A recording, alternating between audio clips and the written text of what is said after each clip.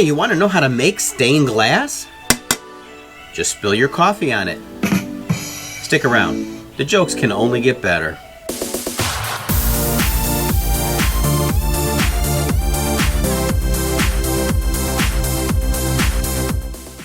So on this video, I'm not going to be showing you how to build anything, but I'm going to go over all the basic tools and materials you'll need to start making stained glass panels and other projects.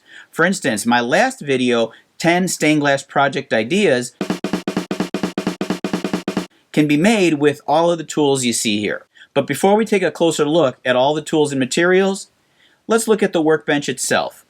You're not going to find a workbench like this anywhere. I custom built it. It's about 39 inches tall. It's at a very nice height to be working. I'm not bending over while I'm working on my projects. It has plenty of storage underneath to store my stained glass, my tools. Everything I need for stained glass is right here.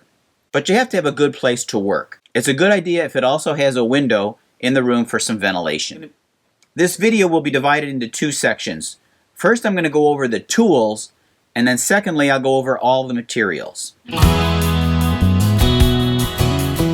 There's two types of professional glass cutters, the pencil type and the grip type. Both are equally effective. It's strictly a preference. I use the pencil type because that's what I first learned. These cutters have a chamber. You fill it with cutting oil for self-lubrication. You don't want to use Grandpa's old glass cutter to cut glass, although the ball on the end can come in handy when you want to tap the glass before snapping it. You can snap the glass with your fingers, but a more effective way, especially on smaller cuts, is to use a running pliers. Running pliers are 1 1/8 of an inch wide and have a slight curve in them. They have rubber tip covers. This shape is perfect for snapping the glass and running the cut line across the glass and snapping it off. On the side you can see a black thumb screw which is adjustable depending on the thickness of your glass. In most cases, once you have it set, you'll never need to adjust it. Sometimes the cuts you make are imperfect and you need a tool like this to take a little bit off the edge. It's called a Grosser pliers or breaking pliers. You can use it to chip away at the edges without breaking it completely. After cutting a piece of glass, the edges can be very sharp and you need to grind off the sharp edges. Now the best way to do this is to use a glass grinder. This will be the most expensive of all the tools you get. There may be some ways to do this by hand with some stones or a Dremel tool, but if you're going to really take this hobby seriously, you're going to need a grinder. I've seen used ones available.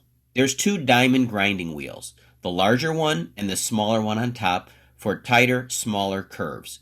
Now these wheels last a long time. I've had this one since I bought the tool. And if you use your grinder correctly and keep the wheels wet as you grind, they'll last you a long time. This is accomplished by filling the chamber with water. One end of the sponge stays in the water while the other end remains in contact with the wheel as it spins, so it remains clean and it doesn't overheat or clog with glass dust. This one is 10 years old, and I've got the original diamond wheel that came when I bought it. Let's talk about soldering irons. You want a good quality 100-watt iron. This old-looking one with a wood handle I got from my first stained glass class and has served me well for 10 years. After plugging them in, they'll be ready to use in about 10 minutes. Someone gave me this Weller brand, which I haven't used yet. The tips are replaceable, but with proper care, they'll last for years. Using a damp sponge, you can clean the hot tips and they'll look like new again. This is a soldering iron temperature control. It slows down the flow of electrical power to the iron, lowering it down from the typical 100 watts. It's supposed to help keep the soldering iron at a constant temperature. The temperature can be lowered by adjusting the control knob. This is not an essential tool. In fact, I've never even used one of these. Someone gave it to me, so at some point in the future, I'll give it a try. This double-sided plastic tool is very important. It's called a burnisher. The most common stained glass technique is called copper foiling. On the edge of every piece of glass in your pattern, you're going to apply copper foil tape. Now this tape must be secured in place, and the best way to do this is using a burnisher. You simply press and rub it around the edge surface to remove all creases in the tape for the strongest possible bond. This tool is called a lathkin. It can be used as a burnisher or it can be used to take the kinks out of lead cane. I don't find it particularly useful, but if you want to get one, go for it. They only cost a couple of bucks, so it's a good idea to keep it in your toolkit just in case. These are dikes or side cutters. I use them a lot for cutting wire, lead, and zinc channel, which I use for almost every project. The last essential tool I'll be covering is the soldering board. It provides a nice work surface to stabilize and solder your work. If you're my age, it might look like a drafting board to you. I made this one from an old cutting board by adding 2 edge pieces at a perfect 90-degree angle. You can also use these nails to hold your glass pieces in place while you solder. If you have a larger project, you just might need a bigger board. For any stained glass project, you're going to need solder. Often sold in these 1-pound rolls, you can expect to pay $15 to $20 a roll. Often you'll see coiled up solder in a tube like this. Don't use it. You don't want to use any solder with an acid or flux core. Soldering stained glass, the flux comes in a separate bottle and is brushed on. There's 2 main types of solder I use. One is 50-50 and the other is 60-40. This is the percentage of lead and tin. They're both going to work, but the difference is in their melting point. The 60-40 solder melts at 188 degrees, while the 50-50 is 183. When soldering a panel like this, you're going to need to solder all the joints on both sides. So I use the 60-40 solder on the first side and the 50-50 on the second side. If you use just one type on both sides, there's a tendency for the melted solder to drip all the way through to the other side. There's various options when it comes to copper foil, all of which have a copper coating on one side and a sticky back. They come in various widths depending on the thickness of your glass and how much of an overlap you desire. The bigger the overlap, the wider the solder joint will be. The other difference you'll find is the color of the back. The most common colors are copper and black. The reason you may prefer one over the other is that when you're using the lighter or clear glass, the back side of the tape is visible between the joints. My preference is black. I don't like to see the copper color visible between the glass joints. This is a copper foiling machine. It makes quick work of applying the copper foil tape to the edges of all your glass pieces. It also ensures a perfectly centered piece of foil tape. On the side of the foiling machine is a built-in burnisher that is able to burnish all 3 sides at once. For every project, you're going to need a pattern. And there's hundreds of free online patterns, or you can buy books filled with patterns. For most patterns, you're going to want to duplicate it onto special paper using graphite paper. Why? Because when you're grinding the glass pieces, the patterns on your glass are going to get wet.